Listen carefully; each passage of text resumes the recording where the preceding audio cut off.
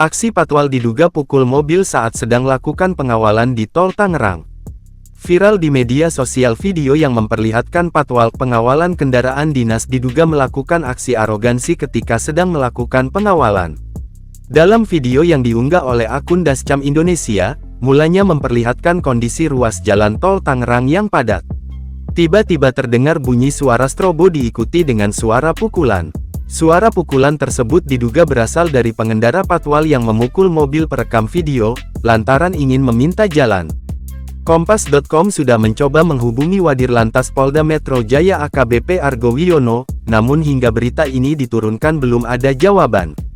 Sementara itu, Training Direktur Jakarta Defensive Driving Consulting (JDDC), Jusri Pulubuhu mengatakan, seorang patwal tidak diperbolehkan memukul atau merusak kendaraan pengguna jalan saat sedang dalam pengawalan.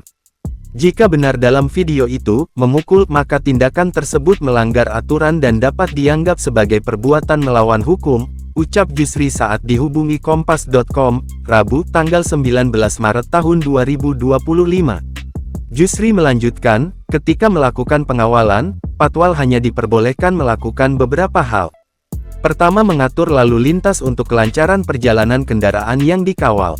Kedua, memberikan pengamanan terhadap konvoi sesuai dengan pasal 134 Undang-Undang Lalu Lintas dan Angkutan Jalan UU LLAJ nomor 22 tahun 2009, kata Jusri.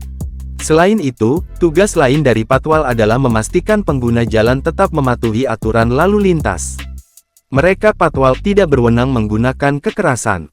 Mereka hanya boleh mengambil tindakan tegas sesuai prosedur hukum, seperti memberikan peringatan atau sanksi administratif, itu wewenangnya, ucap Jusri.